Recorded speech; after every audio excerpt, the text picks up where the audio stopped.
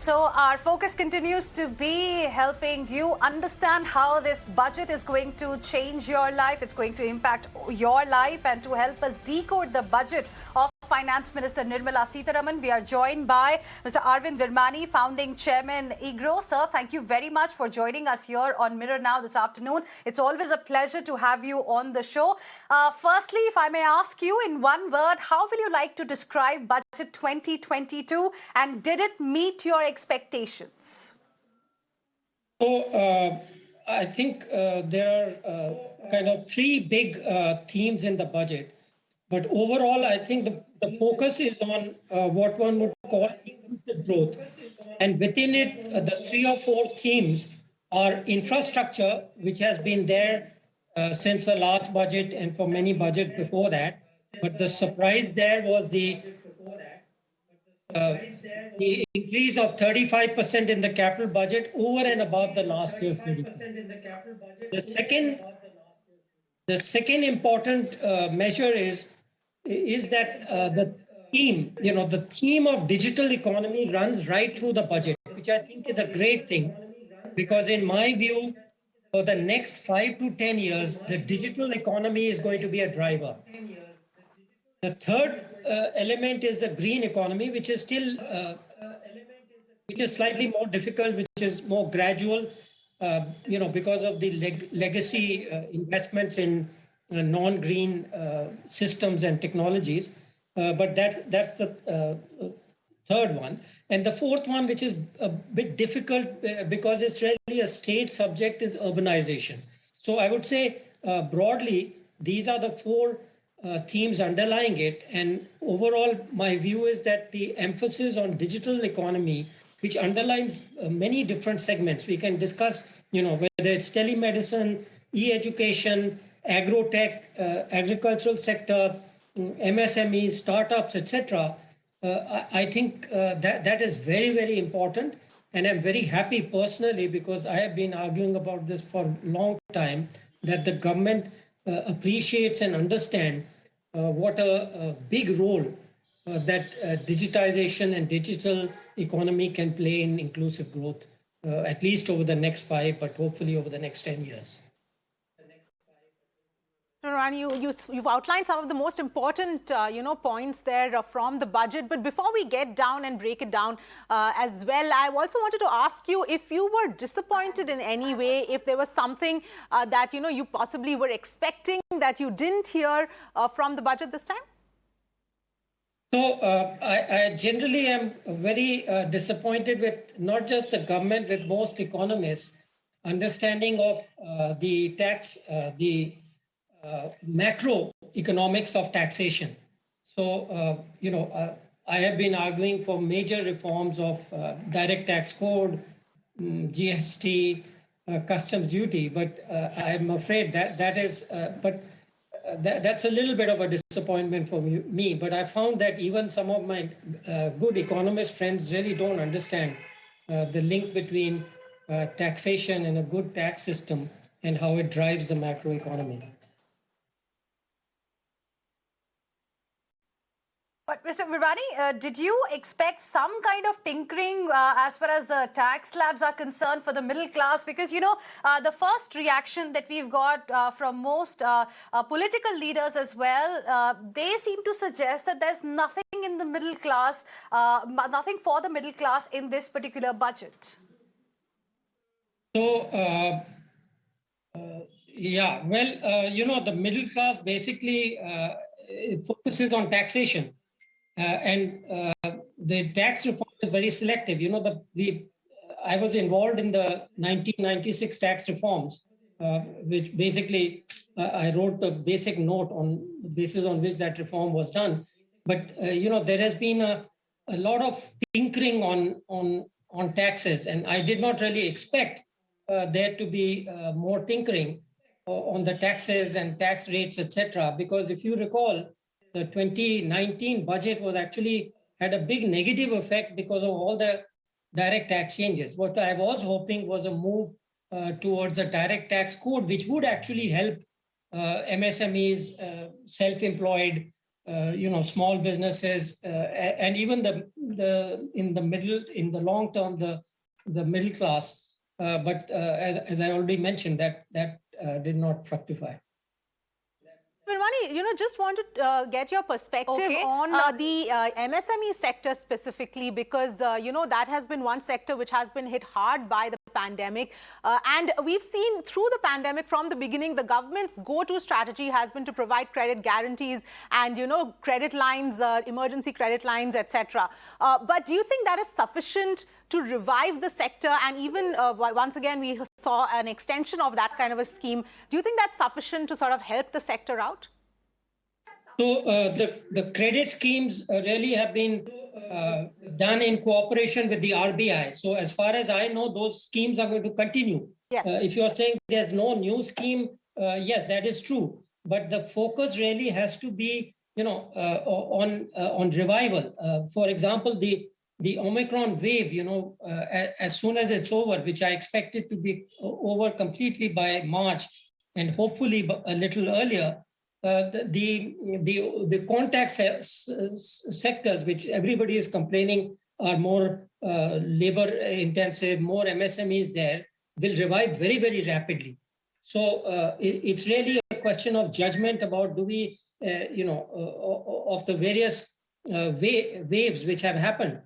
But besides that, I think the longer term issue is more important, which these portals, they focus on the digital economy, the portal credit skills. Skills is very important because MSMEs need to move up the value chain ladder.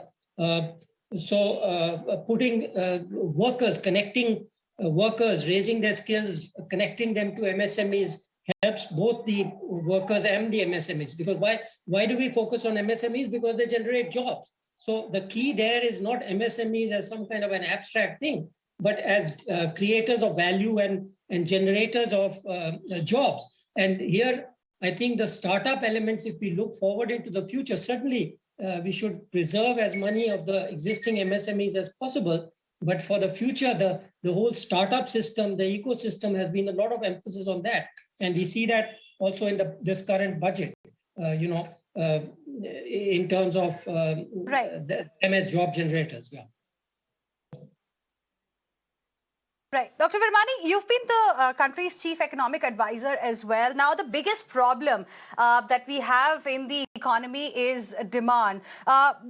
Putting more money in the hands of the middle class was something that we all were looking forward to. Why, in your opinion, the government shied away from doing that? Or do you think any of the measures that were announced by the government, by the finance minister today, have the potential to boost demand immediately?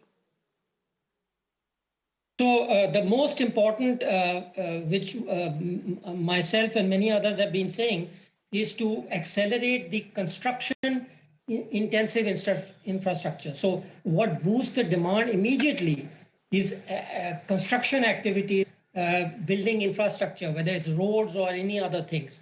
So there was some allegation that this has slowed down in the second wave and perhaps in the third wave. That I think that the emphasis, what has little bit surprised me, I expected the emphasis on infrastructure to continue in this budget, but the fact that they raised the allocation by another 35% on top of the old 35% is actually a very positive surprise for me. So certainly the emphasis should be on reviving all the projects that are there. People forget, I'm sorry to be a little critical here, but people forget that, all of us want absence of pollution, but whole bunches of industries, small scale industries, etc., were shut down in the national capital region in November and December. So there was no construction. I still remember a construction site, 2 houses from mine, which was shut. So the important thing is to get construction activity going, which is more labor intensive, and there the crowding in that public infrastructure plays is very, very important. Right, Dr. Virmani, I have another question. Since you appreciated the focus, sorry, just one question, if I may ask, Avni, then I'll hand it over to you. Dr. Virmani, now you appreciated the aspect of, the focus on digital space specifically, but how will you like to react on the issue of the virtual digital assets, the way they will be taxed, if there's a transfer 30% tax and 1% TDS? What do you make of it? And also, are you disappointed that even after 1 year, the government has refrained from giving us clarity on this much-awaited cryptocurrency bill? So, from my perspective, there's a fundamental difference between blockchain, which is the innovative platform, and cryptocurrency. I don't think cryptocurrency is a big innovation. I can, within 5 seconds, I can transfer money now to any part of the country and anywhere in the world. So having a cryptocurrency is no big deal at all. But blockchain is a revolutionary technology. So how to deal with crypto? Well, I had a discussion actually a couple of months ago with a professor who worked at BIS earlier. And he reminded me that historically, when such innovations which are not fully good for the country or the monetary system are taxed. So I fully support. I mean, after my discussion with him, I am completely in favor of taxing cryptocurrency. That is not the same thing as taxing blockchain. Please don't confuse the two. Blockchain is going to lead to many, many innovation, but I don't think crypto is an innovation of that kind. Yes, absolutely. That's an important differentiation there that you've highlighted, Dr. Virmani. But I want to come to you on another point with regard to jobs specifically, because, that has been one very important issue, for a long time as far as India is concerned.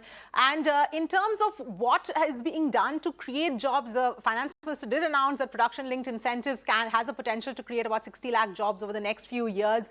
But do you think that's enough? And especially then when you combine that with the increase in capital expenditure and the potential that possibly has to increase jobs as well. As an issue, as one of the big issues that our country is facing right now, do you think enough is being done? So that's a very good question and a tough one. So you allow me a few minutes to explain my view.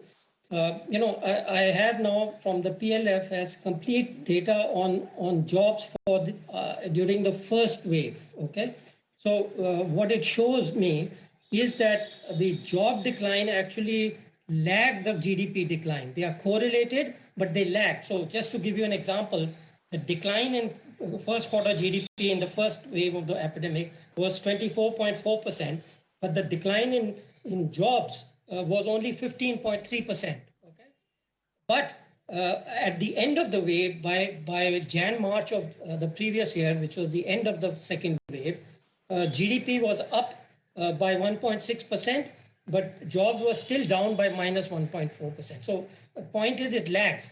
So I think part of the recovery, when we don't have data on the second wave so far, but my judgment would be based on this experience that the job growth will lag recovery. Job recovery will lag the GDP recovery. We know GDP recovery is occurring. We have data. Job numbers will come later. So what my point, you must distinguish between the temporary effects of the epidemic, which everybody knows, everybody suffered. So, and kind of the long-term and permanent trends. I think as far as the long-term is concerned, it's very, very important to have inclusive growth. That is what is going to drive productive jobs in the economy. It is not make-work programs, okay? So Manrega, people are talking about why isn't Manrega allocation? Manrega was designed, I was there when it was designed to be flexible. That means budgetary provisions, the commitment of the government at that time, you can question now, but it was that whatever is needed, if there are more requirements of Manrega, the budget will be given. Yes. The formula of the law of Manrega is like that. It is like the amount of money which is needed has to be allocated. It is not a fixed program.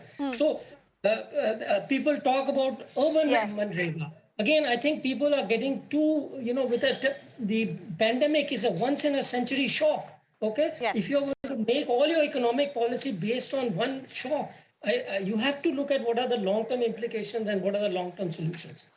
All right, Dr. Virmani, appreciate you joining us. Always a pleasure to have you and speak to you on our show. Thank you for your perspective.